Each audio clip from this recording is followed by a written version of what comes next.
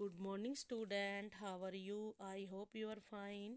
बेटा, इससे पहले हमने भाषा के बारे में पढ़ा था, बोली के बारे में पढ़ा था, लिपि और व्याकरण के बारे में पढ़ा था। आज बेटा मैं आपको वर्ण के बारे में बताऊंगी कि वर्ण किसे कहते हैं। सबसे पहले वर्ण होते क्या हैं, ठीक है। वर्ण क्या होते हैं, जैसे कै, ख, ए, वे, ये सब क्या है, ये सब वर्ण है, ठीक है। अब ये कहते हैं कि वर्ण किसे कहते हैं। तो किसे कहते हैं, पहले तो हम ये कहेंगे कि वर्ण वह ध्वनि है जिसके और खंड नहीं किए जा सकते, ठीक है। ये छोटी से छोटी ध्वनियाँ हर भाषा में होती है। और भाषा की सबसे छोटी इकाई क्या है बेटा? भाषा की सबसे छोटी इकाई क्या है? ध्वनि है। क्या है सबसे छोटी इकाई? ध्वनि है कहलाती है। व्याकरण में ये ध्वनियाँ, जो व्याकरण में ये ध्वनियाँ क्या कहलाती है बेटा? वर्ण कहलाती है। क्या कहलाती है? वर्ण कहलाती है। वर्ण किसे कहते हैं? भाषा में प्रयुक्त होने वाली वह ध्वनि चिन्ह जिसके और टुकड़े नहीं किए जा सकते, वर्ण कहलाती है। और वर्णों के मेल से ही क्या बनते हैं? वर्णों के मेल से बेटा शब्द बनते हैं। वर्णों के मेल से क्या बनते हैं? शब्द बनते हैं। चलो अब आगे हम रीड करते हैं। देखो बेटा, जो ये पिक्चर दे रखी है, जो चित्र दे रखी है, क्या है? रेलगाड़ी की। और यहाँ पर एक लड़की क्या कर रही है? बर्तन धो रही है, जिसको हम क्या करते हैं? सिंक बोलते हैं, जिसमें हम बर्तन रसोई में होती है ना, तो धो। अब देखो बेटा, जब रेलगाड़ी छुक छुक करती है, चलती है, तब अनेक प्रकार की ध्वनियाँ निकलती है। बेटा, क्या आप उन ध्वनियों को पहचान सकते हैं? नहीं, उन ध्वनियों को हम पहचान नहीं सकते। देखो क्या कह रहे हैं कि आपके घर में जब आपकी बेटा मम्मा बर्तन साफ करते हैं, तो देखा होगा कि तब बर्तन टकराने की जो अलग अलग ध्वनियाँ निकलती हैं, क्या आप रेलगाड़ी से निकलने वाली और बर्तनों की टकराने की ध्वनियों के अर्थ को समझ पाते हैं? नहीं ना। तो हम इन ध्वनियों को अर्थ को नहीं समझ पाते हैं। हम तो केवल किसकी? मनुष्य के मुख से, जो हमारे मुख से निकलने वाली ध्वनियों को ही समझ पाते हैं। अब देखो, जैसे इसने हाथी है, तो मैंने आपको बोला हाथी, तो हम हमारे मुख से कितनी ध्वनियाँ निकल रही हैं? 4, ठीक है। जैसे हाथी है, तो आप में दो हमारे मुख से निकल रही है। फिर मैंने बोला आ, फिर क्या बोला? थे और ई, तो क्या बन गया? हाथी। तो आपने जो हमारे मुख से निकली हुई ध्वनियों को क्या करा? पहचाना है। तो इसमें कितनी ध्वनियाँ हुई? 4। ऐसे ही बेटा इसमें औरत की बता रखी है और खिलौने की। अब औरत शब्द है, औरत शब्द में कितनी ध्वनियाँ निकलती हैं आपको पता है बेटा? औरत शब्द में 5 ध्वनियाँ हैं, ठीक है। मैं आपको औरत की भी आपको बताती हूँ कि औरत, तो मैंने बोला ओ, औ, ओ, रे, ठीक है, ए, ते और ए। तो इसमें कितनी ध्वनियाँ हुई बेटा? इसमें हमारी 5 ध्वनियाँ हुई। औरत शब्द में कितनी ध्वनियाँ निकली? 5। अब आता है हमारा बेटा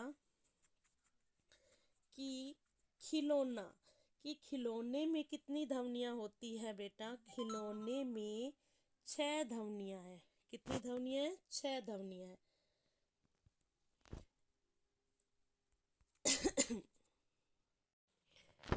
इसमें कितनी ध्वनियाँ बताई है मैंने? 6 ध्वनियाँ हैं। ये छोटी छोटी ध्वनियाँ ही वर्ण या अक्षर कहलाती है। इनके टुकड़े नहीं किए जा सकते। हम कह सकते हैं कि भाषा की सबसे छोटी इकाई या ध्वनि को हम क्या कहते हैं बेटा? वर्ण कहते हैं, ठीक है। याद हो गया।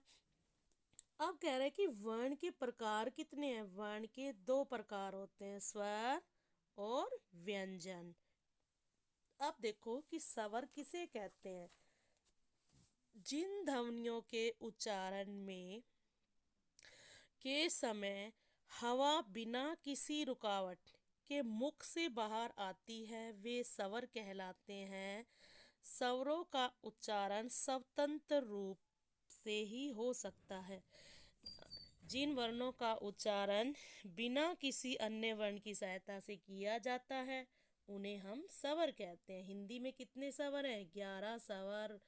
और व्यंजन आपसे पूछा जाए तो कितने व्यंजन होते हैं बेटा? 33 व्यंजन होते हैं। ठीक है। और स्वर और व्यंजन को मिलाकर कितने हो गए? 44। कितने बेटा? 44। ठीक है। और टोटल सारे कितने हो गए? सबको मिलाकर 52, यानी 52 वर्ण। ये हमारे क्या है? ये वर्ण हैं। 11 स्वर और 33 व्यंजन है। अब देखो, ये हमारे स्वर हैं ए, आ, ई, ऊ, री, ए, आई, ओ, औ। ये कितने स्वर हो गए? 11। अब कह रहे हैं अंग का उच्चारण हम कैसे करते हैं।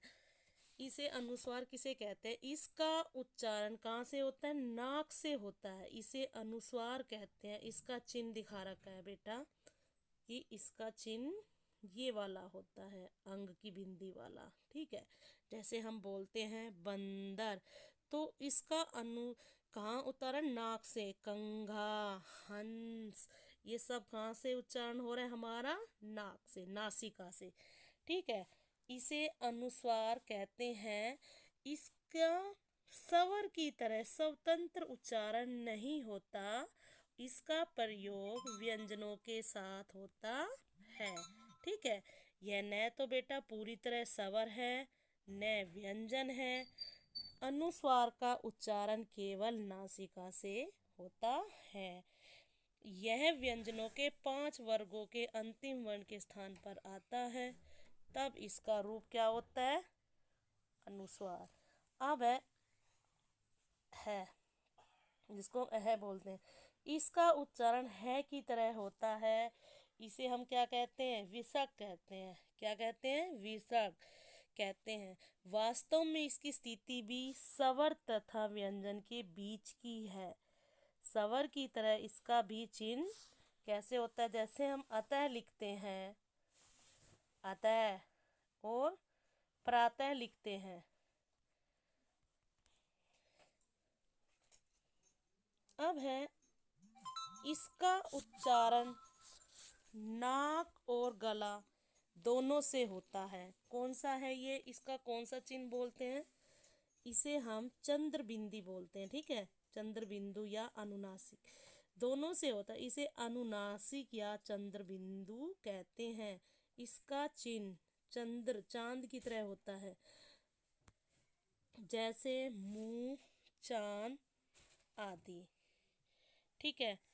आज मैंने आपको खाली वर्ण और वर्ण के कितने प्रकार होते हैं, वर्ण किसे कहते हैं, भाषा की सबसे छोटी इकाई या ध्वनि को वर्ण कहते हैं, वर्ण के कितने प्रकार होते हैं, 2, स्वर और व्यंजन। आज मैंने आपको स्वर के बारे में, अंग, अनुस्वार के बारे में, विसर्ग के बारे में और अनुनासिक या चंद्रबिंदु के बारे में बताया है। आप इस वीडियो को ध्यान से देखेंगे। Thank you.